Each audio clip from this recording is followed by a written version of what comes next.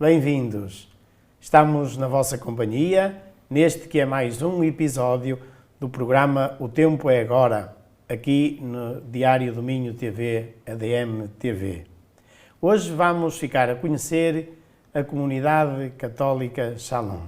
Está a celebrar os seus 40 anos da fundação.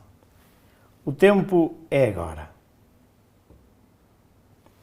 E temos connosco Magda Graça, que faz parte da Comunidade Católica Shalom aqui em Braga. Bem-vinda. Boa tarde, então. O que é a Comunidade Católica Shalom? Bom, a Comunidade Católica Shalom é uma associação internacional de fiéis com um reconhecido perfil jurídico, não é?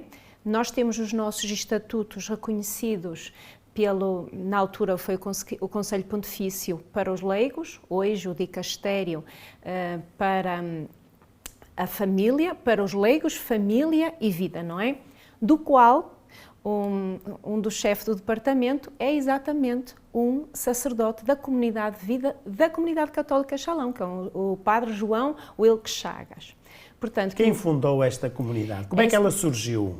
A comunidade ela surgiu em Fortaleza, no Brasil, e o seu fundador é o Moisés Azevedo de Júnior, que hoje conta, creio que com 62 anos, e ela surgiu exatamente aos pés de São João Paulo II. Isto porque, em 1980, estava a decorrer o Congresso Nacional Eucarístico lá em Fortaleza, e o Moisés foi convidado a fazer um ofertório na Eucaristia, que era presidida pelo Papa João Paulo II, hoje Santo Padre, não é? E ele não sabia, ninguém lhe disse exatamente o que é que ele deveria ofertar no ofertório. E ele foi pensar, e ele escreveu uma carta. E nessa carta, ele entregava a vida dele pelos jovens. Pronto, e foi isso que foi o ofertório dele. E aí, nesse encontro, não é, do olhar de Moisés com São João Paulo II, nesse momento de entrega do ofertório, começou a crescer no coração dele realmente um desejo, alguma coisa era diferente que ele queria dar. Ele queria realmente ofertar a vida dele pelos jovens.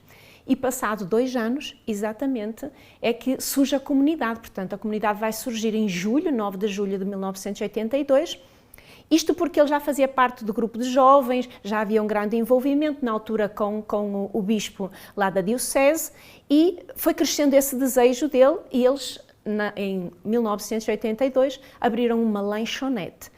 A lanchonete era a coisa mais desorganizada do mundo, mas o objetivo era que fosse um local onde todos os jovens, não importa o que os levava lá, ao som de uma sandes ou de algo que eles estavam a tentar vender nessa pequena lanchonete, pudessem ir testemunhar e falar de Cristo. Portanto, a ideia era evangelizar concretamente através dessa lanchonete.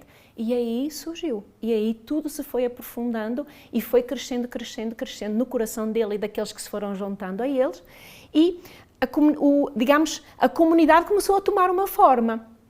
Aí foi aquele desejo de que eles começaram a ter experiências de grupo, de rezar, de serem conduzidos, de querer um local maior, tudo através da oração. E foi crescendo no coração do próprio Moisés, que era um jovem na altura. Era um jovem.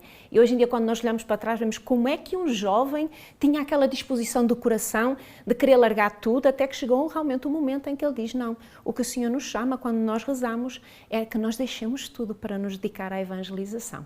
E assim foi, e fomos vivendo purificações no âmbito da comunidade, até hoje estarmos a celebrar, os 40 anos das pessoas que se foram juntando, que foram vivendo o mesmo sonho, e o sonho diferenciou-se ao longo do caminho também. Mas o carisma primeiro, essencial, é os jovens. Sim, a nossa, que nós chamamos a primazia, que é a vontade de Deus para nós, que o nosso fundador sempre diz assim, não sou eu que quero jovens, foi Deus que quis. A nossa primazia é os jovens e os pobres. E com eles, as famílias e o mundo inteiro. E a humanidade e a igreja. Mas a primazia para nós é os jovens. Se nós tivermos pouco para dar, como ele diz, nós apostamos tudo nos jovens. Porque esse é o desejo do coração de Deus para nós. Para a comunidade em si, sim. E como é que se estruturou ao longo dos tempos até chegar aos nossos dias esta comunidade? à medida que ia surgindo no coração deles este desejo de se organizar. Foram muitos que logo que no início se agregaram ao Moisés? Ou não, foi um conjunto de poucos, não é? Radicais, jovens também, que não se importavam, que deixavam, que queriam tudo, queriam ficar ali, começaram a ter uma experiência de ficar e ficando numa casa que eles acabaram por encontrar, e depois fondo, à medida que o tempo que eles rezavam, porque eles rezavam, tudo aqui na história do carisma, ele é muito interessante porque sempre nasceu da oração. Então falámos dos jovens, mas o motor, o dinamismo é a oração. Sempre. Nós somos chamados um carisma de contemplação. E muita gente diz assim, quando quer alguma coisa, o Shalom é que reza. O Shalom tem que rezar, porque realmente nós somos um carisma de contemplação. Nada em nós pode sair sem oração. Quando sai, realmente não fecunda, não desabrocha, porque realmente, digamos, se nós pudéssemos dizer o nosso core, não é, como dizem os ingleses, é realmente a contemplação, é a oração. Não é o único pilar, não é, porque nós temos 3 pilares na comunidade. Então, quais são esses 3 pilares? Evangelização, a unidade e a contemplação. E eles têm igual círculo, é como um tripé, é como o tripé destas câmaras. A gente tira-lhe uma pata e cai. E, portanto, nós não conseguimos evangelizar sem contemplar, sem ouvir de Deus o que é que Ele quer, como Ele quer e onde é que a gente vai e como vai fazer. Não conseguimos também contemplar se nós não evangelizarmos, porque nós, quando rezamos, aquilo que Deus gera em nós é realmente esse impulso para nós para evangelizar, e não podemos fazer isto sem esta fraternidade, esta unidade, que é a unidade dos primeiros cristãos, não é? Ver como eles se amam. Então, são estes 3 pés, e sempre que há alguma coisa aqui está manca, a coisa não rola, não é? Como se costuma dizer, então não desabrocha, não fecunda. E nós nunca podemos querer evangelizar sem primeiro ouvir a Deus, e não podemos querer fazer uma evangelização sozinhos, porque na realidade foi-nos dada esta unidade, é um princípio, é um pilar, é realmente para nós, é fundamental que estes 3 pilares eles estejam coerentes para que a gente possa realizar aquilo que o Senhor nos deseja, aquilo que nos convida a ser como comunidade. Eu, entretanto, interrompi, mas então como se estrutura a comunidade? Desde o início estávamos a falar sobre isso. Ok. Desde o início, então, surgiu que aqueles poucos juntaram-se, era algo assim muito incipiente, iam viver. Deus falava muito ao coração deles para se abandonarem, e surgiu um momento em que realmente em oração era preciso ir um pouco mais além. E aí começaram aqueles que se separavam da família, a família muito preocupada, mas como é que vocês se vão sustentar e tudo? E então nós temos testemunhos maravilhosos desses primeiros tempos, como Deus sustentava, como Deus fazia. Porque deixaram as suas famílias, os seus trabalhos? Deixavam as suas famílias e os seus trabalhos para se dedicar à evangelização. E claro, surge aquilo que nós hoje perguntamos, e onde é que dormiam, como é que comiam? Claro. E então tudo começava a ser por previdência, não é? E claro que tem sempre aquela graça dos primeiros tempos. Ao Moisés foi-se juntando, e à medida que o tempo passava, ele também, houve uma altura em que Deus falava tão forte no coração dele, que esta comunidade sempre foi muito próxima da comunidade de Canção Nova. E há sempre houve uma relação de amizade muito grande com o padre Jonas Jabid. E então, em conversa, o padre Jonas disse para ele fazer um retiro, para ele começar a escrever aquilo que seriam os estatutos e aquilo que o Senhor colocava no coração. E aí começou o divisor de águas, não é? A dizer o que é que seria realmente a começar a criar a estrutura. E assim foi crescendo, ele foi escrevendo e depois apresentou aos irmãos, deu-lhe um prazo e disse: o que o Senhor coloca no nosso coração é que realmente haja esta disposição para abandonar e para seguir aquilo que Ele deseja, e serão bem-vindos aqueles que quiserem ficar, serão bem-vindos e abençoados aqueles que entenderem que esse caminho não é aquele que conseguem, ou pelo menos que é aquele que vivem, não é? E aí começou-se a estruturar algo que já era aquilo que nós hoje chamamos a comunidade de vida. Porque a comunidade ela tem uma espécie de 2 ramos. A comunidade aliança e a comunidade de vida. A comunidade de vida são jovens, homens, mulheres que deixam tudo. Portanto, vão ter uma experiência forte com o nosso Senhor Jesus Cristo, e o apelo é entregar-lhe tudo radicalmente, não é? literalmente integramos. Fazem uma consagração, digamos assim. Sim, nós temos uma consagração que eu já falarei, Ok. que tanto uns como outros, Muito mas bem. realmente a oferta, digamos, ela é diferente, é na mesma uma oferta, mas para aqueles que sentem-se chamados à comunidade de vida é deixar os seus trabalhos, é deixar as suas famílias, não há um corte, obviamente, mas deixam isso e ao integrar a comunidade acolhe-os, forma-os e envia-os. E isso é a comunidade de vida. A comunidade de aliança, que é o outro, são as pessoas que não sentem o chamado para largar tudo, continuam também, têm na sua família, no seu trabalho, na sociedade e fazem todo o seu apostolado, também comprometendo-se com a comunidade, com aquilo que ela pede, mas não largam tudo, não é? Enquanto que os da comunidade largam tudo, entregam realmente as suas vidas para o Senhor onde os enviar. Nós também, comunidade de aliança, que eu sou da comunidade de aliança, o que nos distingue é o cordão, o meu cordão é branco, o cordão da comunidade de vida é marrom, é castanho, não é? Que é a terra, que é a humildade, o humus, o entregar tudo também.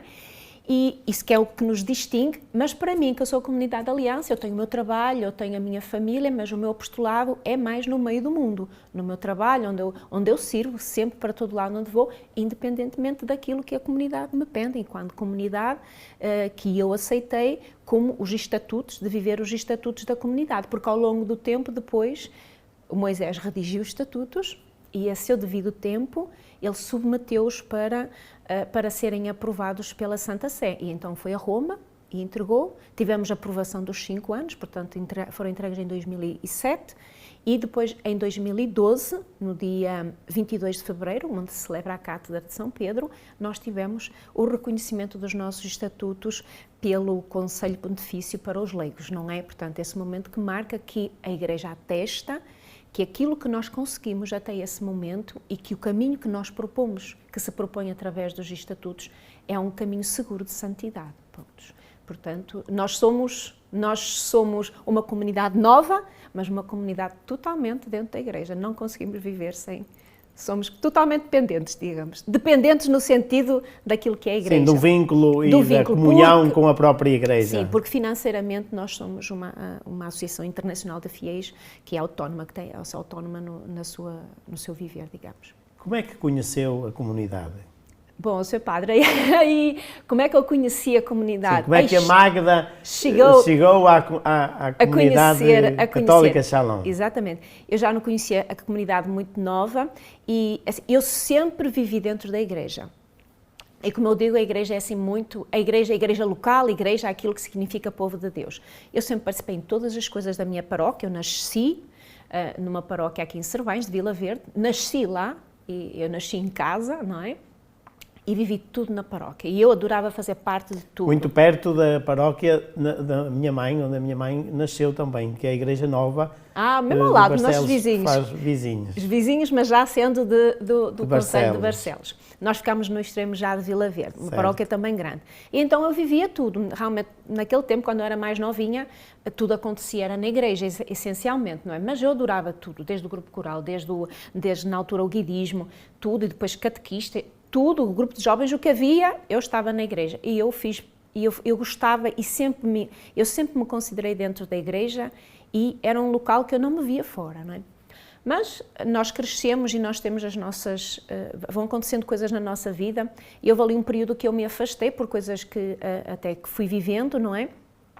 E aí foi muito engraçado que a mão de Deus, como quando a gente se afasta, mas não perde o foco, mas vê coisas que não via quando estava muito perto, não é?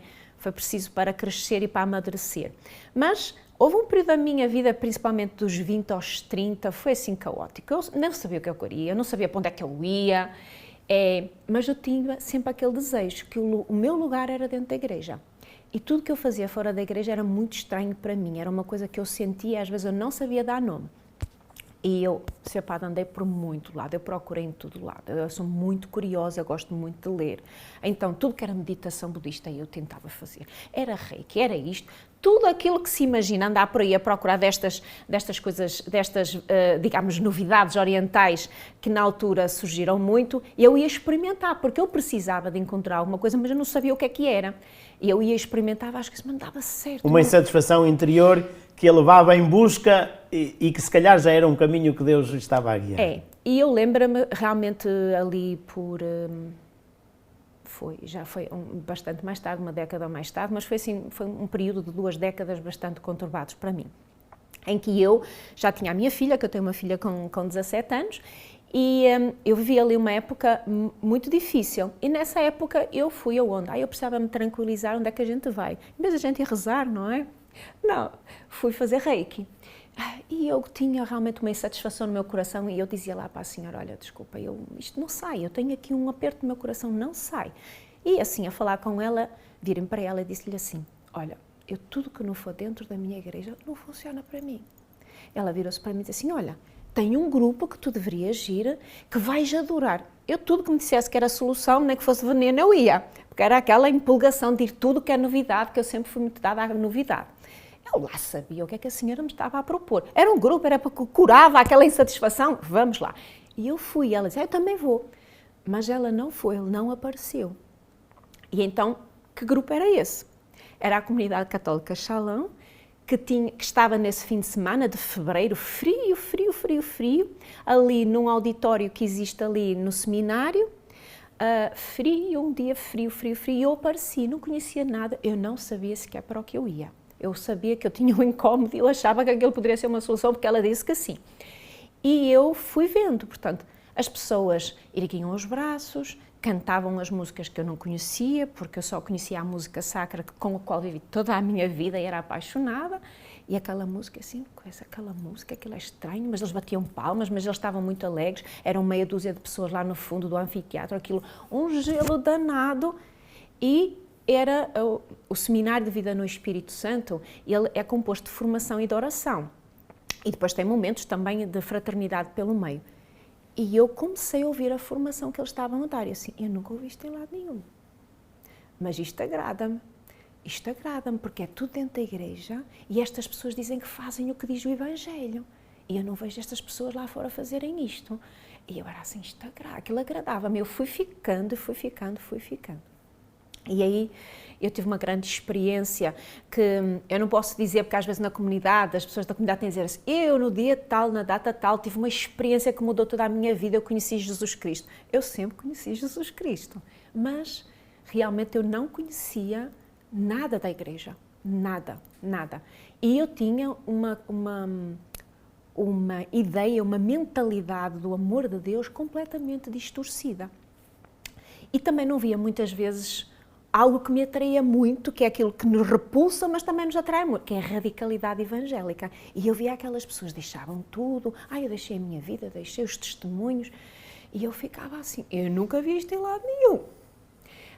Seria também, porque eu nunca sei da minha aldeiazinha, não é? Obviamente que nós também temos esses testemunhos aqui, e não é só na comunidade, mas a minha grande experiência... Sim, de qualquer modo, foi lá que encontrou esses testemunhos. Foi lá que eu que encontrei. Eu não fiquei logo, o Seminário de Vida no Espírito Santo terminou, e eu ainda estava a viver com muitas coisas que eu estava a ver naquele momento que não me permitiam dizer um sim, mas aí passado uns 3 meses realmente volta-me a ligar uma pessoa da comunidade, olha, era só para recordar que nós temos um grupo de oração à quarta-feira, se tu quiseres vir, sabes que a gente não pode crescer sozinha e tal, assim, eu vou aparecer. E aí eu determinei-me, eu fui ao grupo. E era diferente, porque eu ia ao grupo à quarta-feira e toda a minha semana ela era diferente. Eu começava a ter uma pacificação que eu não tinha. Aquela intranquilidade começou a serenar. Exatamente. Portanto, e foi assim que eu conheci que Deus, não é por caminhos tortuosos procurando aqui e lá... Através de uma senhora do Reiki é que a enviou... Através do Reiki, ela disse, não, mas aí não é o meu lugar, e o meu lugar era ali. E eu fui me identificando com a comunidade. E fui ficando. Eu sabia que realmente, quando eu não estava no grupo, quando eu não frequentava o grupo, que a minha vida ela não tinha alguma serenidade que eu buscava, não é? Porque isto é um caminho e é um caminho longo. A gente não chega lá, não é como o sacerdote, não é? Vestiu o hábito e ficou santo. Não, isso é que era bom. Não era nada, é um percurso que o Senhor vai retirando mentalidades, não é? E vai dando espaço para que a pessoa possa ir dizendo os seus sims, não é? E aí eu fui construindo, isto já foi em 2011, não é? E eu só fiz o meu vocacional em 2015. não é? Porque na comunidade começa muito assim. Nós temos aquilo que chamamos o vocacional, que é um ano. Normalmente todos os anos isso acontece. Aqui pode não acontecer se a gente entender que não tem pessoas para viver o vocacional, mas o vocacional é um conjunto de encontros mensais, é um encontro mensal durante um ano. E o que é que se pretende nesse encontro vocacional? Que as pessoas vão ter uma grande experiência com o carisma, sobre o que é o carisma, não é? Mas, sobretudo, as pessoas vão fazer uma reflexão de que quem sou eu, de onde venho, para onde eu venho? Será que eu me identifico com este carisma? Porque eu posso me identificar com o carisma e não ter que entrar na comunidade, não é? Eu posso me identificar e ser obra, eu posso ser um simpatizante e eu realmente frequentar os grupos de oração, eu não preciso fazer parte nem da comunidade de aliança, nem da comunidade de vida, não é? E o vocacional é esse ano que é o divisor de águas, onde a gente faz uma reflexão, é acompanhado pelas pessoas, faz um aprofundamento do carisma e onde vai dar, é suposto que quando terminar o vocacional a gente possa ter uma resposta de dizer assim, eu gosto, eu identifico-me, mas eu não me vejo na comunidade, não é? Como já houve muitas pessoas que até se discerniram e descobriram que afinal eu quero ir para aquela comunidade. Muitos às vezes vão para franciscanos, outros vão para outras comunidades e simplesmente alguns dizem assim, nós ficamos na obra porque nos identificamos com a forma como nós vamos sendo conduzidos e crescemos aqui, mas não se identificam para entrar na comunidade, digamos, portanto. E quem quiser conhecer e ao escutar-nos, que primeiros passos pode dar para ficar a conhecer melhor a comunidade. Ora bem, nós estamos ali na Igreja da Cividade, portanto, digamos que é o nosso local de evangelização para já, que Deus já de nos dar o nosso local de evangelização, não é? Mas o nosso local de evangelização é a Igreja da Cividade e estamos sempre lá todas as tardes. Tem lá sempre os irmãos da comunidade de vida e eles vivem para evangelizar. Durante a manhã, a comunidade de vida é toda vocacionada para a oração, não é? Tem as laudes e depois eles dão a sua hora de oração, que já é de estatutos, e depois de tarde estão na igreja onde podem fazer acompanhamento, onde temos também a tarde da Divina Misericórdia, onde preparamos os nossos encontros, onde preparamos as nossas formações, onde temos toda a atividade normal de uma comunidade. Portanto, quem nos quiser conhecer pode passar na Cividade e falar lá com os meus simpáticos irmãos, não é, que estarão lá. Eu não estou porque eu trabalho durante as tardes, nós estamos normalmente nas noites, mas sim, podem nos conhecer. Também, quem quiser aprofundar sobre o carisma e sobre aquilo, a comunidade tem uma página web, que é o comshalom.org, não é? Em português e em várias línguas também, não é? Porque felizmente, por graça de Deus, estamos em vários países. E pode lá ver o que a comunidade é, o que faz, quais são as atividades, tudo está lá. Temos também o canal de YouTube e, portanto, onde temos, durante a pandemia, todas as Eucaristias foram transmitidas por lá. Havia também, porque nós na Casa-Mãe, e não só na Casa-Mãe, mas em outras missões de outros países, nós temos também o Santíssimo exposto de forma perpétua, portanto, e também durante a pandemia ele foi transmitido sempre para que as pessoas pudessem rezar também diante do Santíssimo de forma virtual e muita formação. E além disso, a própria comunidade ela tem um canal de formação, que é o Instituto Parresia, então cujo objetivo é verter isso, aquilo que nós vamos crescendo, não é? Porque temos pessoas também formadas dentro da comunidade. Também não falei porque nós temos todos os estados dentro da comunidade, quer seja dentro da comunidade de vida, quer seja dentro... Explique-nos isso. Então eu vou explicar, assim... Mas antes, só para clarificar aqui uma questão, que é, eu posso passar pela igreja na Cividade durante a tarde, de uma forma, vou dizer, curiosa, isto é, não tenho, a comunidade está aberta para me dar a conhecer o modo de vida, tudo aquilo que é o carisma da comunidade. Sim. E a pouco e pouco, depois podendo aprofundar, é assim? Sim. Como também pode simplesmente dirigir-se à Cividade e pedir assim oração, pode simplesmente dizer assim, olha, eu gostaria que me ouvisse. pronto, eu gostaria que me fizesse ou que rezasse por mim, pronto, os irmãos estão lá para isso, essencialmente, não tem que ser necessariamente para conhecer a comunidade, pode ser para aquilo que a comunidade está disponível para dar, que é oração, é rezar sobre as pessoas, escutar de Deus e poder transmitir às pessoas aquilo que escuta de Deus, não é? Portanto, que eu acho que isso é muito importante, que às vezes as pessoas entram dentro da igreja com aquela necessidade de vamos parar aqui, congelar um bocadinho porque isto está difícil. E então a comunidade está lá para poder ser apoio para isso, se as pessoas assim o desejarem. Se gostarem de conhecer, também é uma possibilidade de falar com os irmãos, outra possibilidade é nas redes sociais e nesta página que eu estava a falar da comunidade, no canal de YouTube também. Sim, porque se tivermos... Estamos a falar para aqueles que nos acompanham aqui de Braga, do âmbito de Braga, mas de outros pontos, em Portugal estão noutros lugares? Nós estamos também em Setúbal e estamos em Lisboa por conta da Jornada Mundial da Juventude. Portanto, neste momento nós temos 3 missões aqui em Portugal, porque a comunidade sempre investe quando há uma Jornada Mundial da Juventude no local onde ela vai ocorrer, para que possa estar ao serviço daquilo que nos move, daquilo que é a nossa primazia, que é os jovens, e a Jornada Mundial de Juventude tem tudo a ver com isso. E, mais uma vez, porque também ela própria foi instituída por São João Paulo II, que é muito caro para o nosso carisma, porque, como eu expliquei, nós nascemos aos pés de São João Paulo II. E também é por esse motivo que nós, de 5 em 5 anos, nós vamos a Roma, renovar as nossas promessas e estar mais uma vez aos pés do sucessor de Pedro. Não vamos fazer uma viagem turística, que é como diz o nosso fundador, de modo algum. É uma semana intensa que se vive em Roma, de 5 em 5 anos, onde se pretende o quê? Mais uma vez, entregar as nossas vidas, não é? Porque para nós, a oferta da vida é aquilo que corresponde àquilo que nós somos chamados a ser. E onde é que ele ofertou? Aos pés de São João Paulo II, que era o sucessor de Pedro. E, portanto, é lá no atual que nós temos que renovar a nossa oferta. Assim, nem todos podemos ir. Eu fui em 2017, foi uma alegria enorme, foi muito bom, 35 anos. Como é que viveu essa experiência? O que é que aconteceu nessa experiência que viveu? A comunidade, ela tem uma forma intensa que às vezes pode ser mal interpretada de viver. Nós temos um profundo respeito pela Eucaristia e nós vivemos a Eucaristia como toda a gente vive aqui, não há nada de diferença disso. Mas nós temos o louvor e expressamos-nos muito, com palmas, ou erguer as mãos, ou esticar as mãos como quem pede, como quem suplica. Então nós rezamos também muitas vezes com o nosso corpo, mas respeitando todos os momentos da Eucaristia, não é? Portanto, nós batemos palmas, por exemplo, imagina, estamos no cântico de entrada, silenciamos. Não há palmas nos momentos mais importantes da Eucaristia, obviamente, não é? Podemos bater na Aleluia um bocadinho, mas tudo com o seu peso e a medida, que é uma forma de expressão de uma alegria. E, portanto, não é nada, uma confusão danada, isso não existe ali.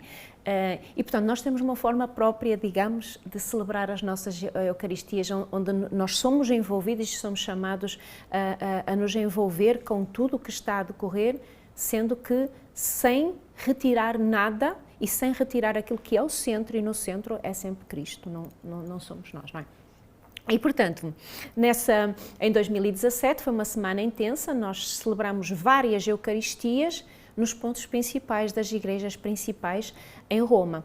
Além disso, nós tínhamos também outros momentos. Tínhamos um momento porque a comunidade ela tem cantores profissionais, tem uma banda profissional, chama-se Missionários Shalom, que podem ouvir, e depois tem cantores também profissionais dentro da comunidade Vida e dentro da comunidade Aliança, não é?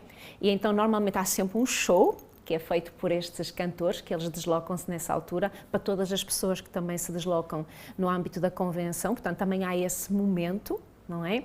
E há um momento de formação, um momento que nós podemos chamar de formação, mas é aquele momento em que o nosso fundador vai falar connosco, não é? Ele vai nos dar uma palavra daquilo que estamos a viver particularmente, não é? E em 2017 nós tivemos uma audiência todos com o Santo Padre, em que ele falou para nós também, foi uma loucura, povo louco, então foi muito, muito, muito bom e é muito forte aquilo que o Santo Padre nos diz nestes momentos, não é?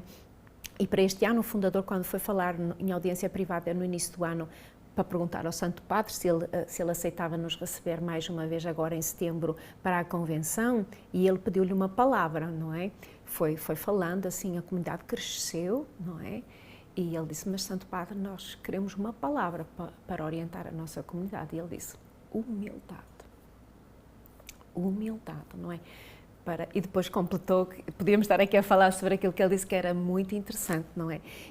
Para a comunidade. Então, é uma graça, porque celebrar os 40 anos é uma graça e ir aos pés de Pedro tem uma graça especial, que o seu padre sabe muito bem que estes momentos são sempre assim de graça. Então, foi um momento muito bonito, muito bonito. Além de que a comunidade prima muito, que todas as Eucaristias elas foram celebradas assim, divinamente. Fale-me então dessas pessoas que fazem parte, foi crescendo, já falámos da comunidade de vida, a comunidade de aliança, depois dos simpatizantes, mas quem pode participar? Eu posso integrar Sim, o Shalom? Bom, é assim, nós realmente, qualquer pessoa pode participar, nós temos grupos de oração, não é? E nós temos eventos e as pessoas podem participar nesses eventos e colaborarem connosco. Ou então fazer parte da obra, ou seja, trilhar um caminho que eu gostaria, se fosse a possibilidade, de falar dele. Muito bem, é isso mesmo. Que eu vou falar. Mas só um bocado a pergunta que me fazia relativamente que estávamos a falar, nós temos todos os estados de vida dentro da comunidade. Mesmo dentro da comunidade de vida, nós temos os celibatários, temos os sacerdotes e temos os casais. Portanto, e o mesmo na comunidade Aliança também temos. Portanto, como eu referi há um bocado, o padre João Wilkes Chagas, ele que é diretor do departamento agora do dicastério para os leigos, não é? É da comunidade de vida. Portanto, a comunidade forma sacerdotes, não é? E nós temos vários celibatários, quer dentro da comunidade de vida, quer dentro da comunidade de aliança, não é? E pode parecer estranho como é que hoje nós somos celibatários assim, na comunidade de vida, no meio do mundo, não é? Mas é verdade, leigos consagrados e celibatários. Embora ligeiramente diferente, porque o celibatário da comunidade de aliança não professa votos de pobreza, porque não ofertou tudo. O celibatário da comunidade de vida professa votos de pobreza. E só o bispo pode tirar, porque realmente ele oferta tudo. Então há aqui também diferenças quanto a isso. Portanto, temos os 3 estados de vida e isso é uma bênção muito grande, porque uma das motivações é que, através das famílias santas, nós possamos vir a dar o nosso contributo para uma sociedade mais santa, não é? Isso parte das famílias, de uma família que já tem que nascer, que já tem que ser educada santa, não é? Depois, os caminhos, quando me perguntava, sim, nós podemos todos, eu posso ir ao Shalom, eu posso ser acompanhada por uma pessoa do Shalom e não ter a possibilidade, por exemplo, de participar dos grupos, porque muita gente conhece às vezes o Shalom, mas é de outra zona do país, mas pode ser acompanhado e pode ir vivendo um processo. Claro que o grupo de oração, como quando nós falamos no Seminário de Vida do Nosso Espírito Santo, é que nós não crescemos sozinhos, não é? Nós realmente crescer na graça, a graça vem de Deus, mas nós precisamos dos outros para nos acompanharem, para a gente crescer, não é? Ninguém cresce sozinho, ninguém se salva sozinho, como o Sr. Padre sabe, não é? Então é muito importante realmente que a pessoa possa estar perto de um grupo de oração, frequentar um grupo de oração, seguir um caminho com irmãos, que vão trilhar e que vão ter dificuldades como nós e que se vão suportar e no que é o grupo que nós, de apoio, não é?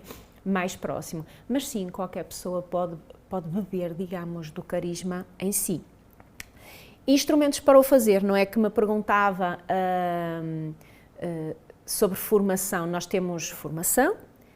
Primeiro, eu gostaria de falar sobre aquele que será a melhor participação ou o melhor encontro com a comunidade, que é a sabedoria para nós. Sabedoria para nós são essencialmente 2 coisas que Deus nos deu, que é o Seminário de Vida no Espírito Santo. Não fomos nós que inventámos o Seminário de Vida no Espírito Santo, ele já existia, mas a comunidade, ao longo do tempo, foi percebendo que é uma sabedoria para nós. É o Seminário e o Caminho da Paz. O que é o Seminário de Vida no Espírito Santo? Então, normalmente é um fim de semana, são 2 dias intensos, formação e oração. O que é que se pretende no Seminário de Vida no Espírito Santo? É que a pessoa tenha uma experiência com uma pessoa. E essa pessoa é Jesus Cristo.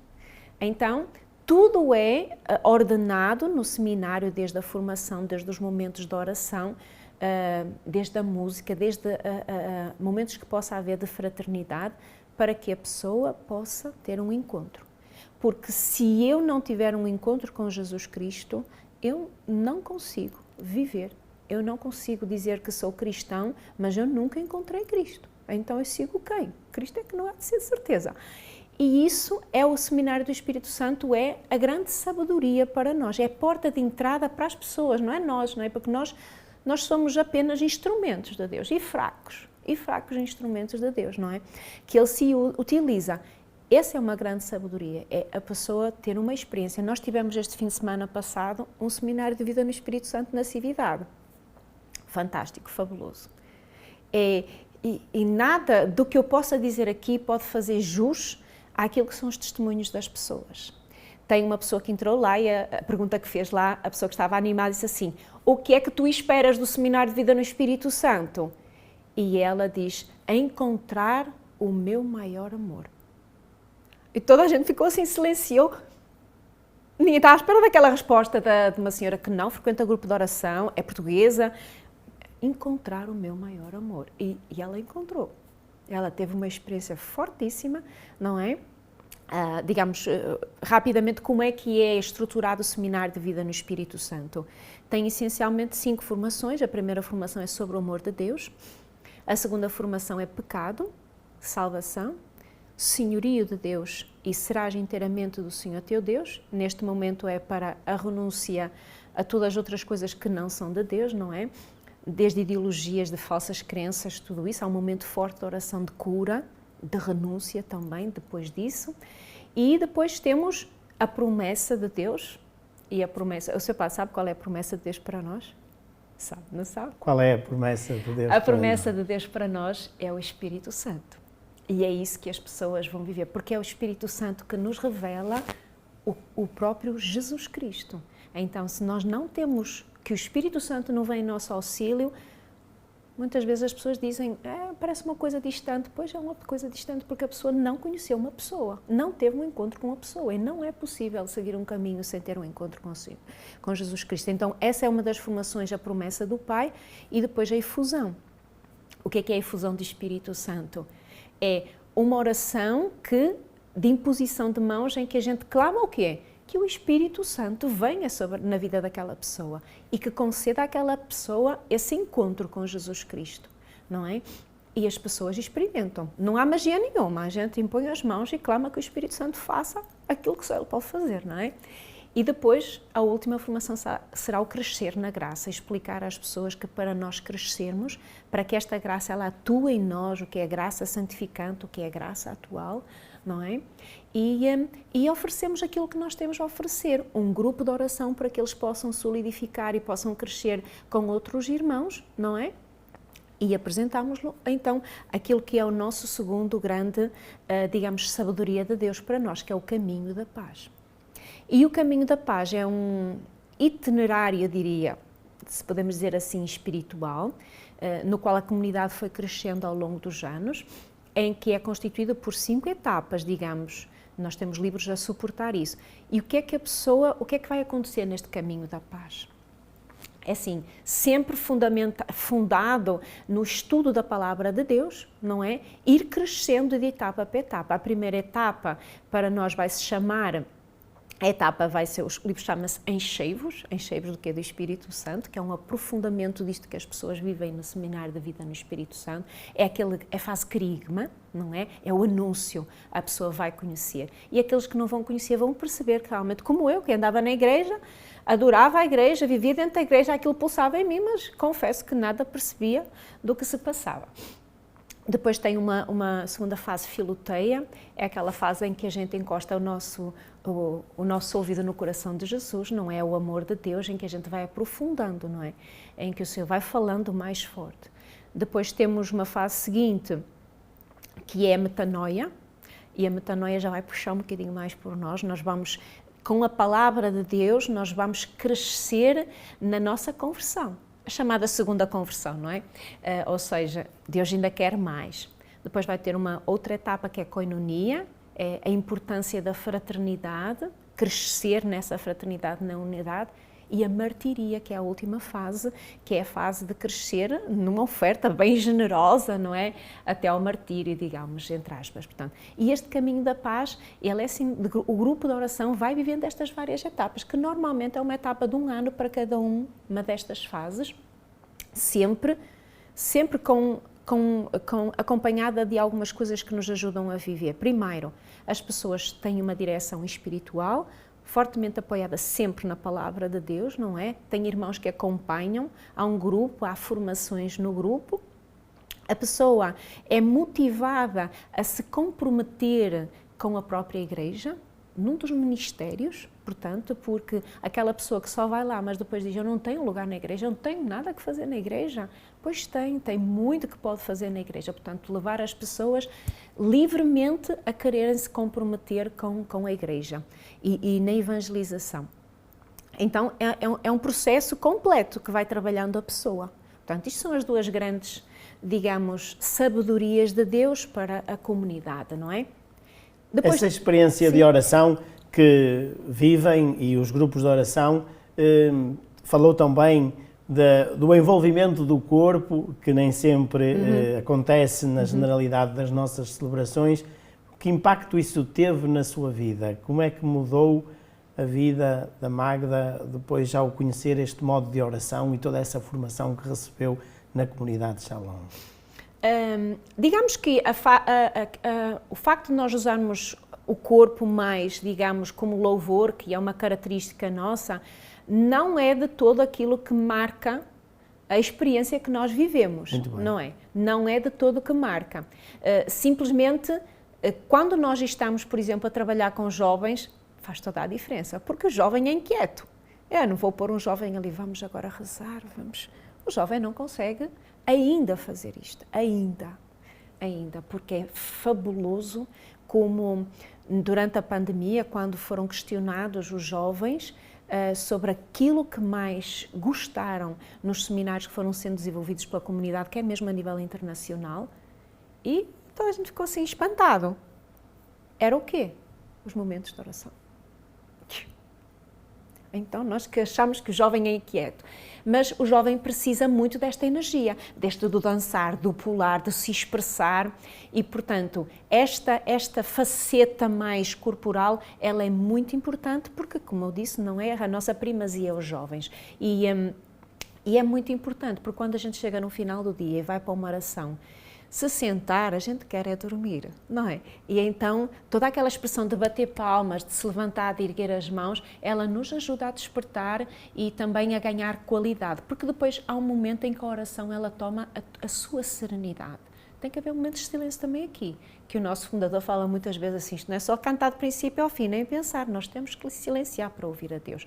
Portanto, não é o que determina, mas é uma característica, e é uma característica que é muito importante quando nós evangelizamos, principalmente as camadas mais jovens, porque para eles tem todo sentido, porque como eles têm muita energia, faz todo sentido, e nós temos músicas fantásticas, onde a gente reza verdadeiramente aos pulos. E isso faz parte, é um carisma, o carisma tem também isso, mas isso nada retira dos momentos das 4 horas que nós temos de vigília mensal, da hora semanal que nos é pedida de adoração ao Santíssimo em silêncio, não é? As 4 horas são em silêncio, portanto, nada disso retira aquilo que nós precisamos para ouvir a Deus, não é? Só que cada momento tem o seu lugar e realmente... Tudo, o conjunto é que eu acho que ele faz a diferença. Se me disser assim, eu vou lá só porque eu rezo e ergo as mãos e porque eu bato palmas, não, uma característica da comunidade que faz diferença em muitos sentidos. As músicas da comunidade, elas nos convidam até a isso, porque é um estilo musical que nasceu no Brasil, mas não é isso que caracteriza a nossa transformação, nem a nossa conversão. Antes fosse, que então bastava. Muito obrigado, Magda, pelo seu testemunho. Se quiser deixar-nos uma palavra final ao terminarmos este nosso programa, dando-nos também um testemunho final. Então, eu diria para aqueles que nos ouvem assim, vale a pena conhecer a Cristo. Vale muito a pena. Não é fácil, mas como diz Santa Teresa d'Ávila, é justo que muito custe aquilo que muito vale. Muito obrigado. Obrigada. E obrigado a todos vós também que nos acompanhais. Até à próxima semana, se Deus quiser.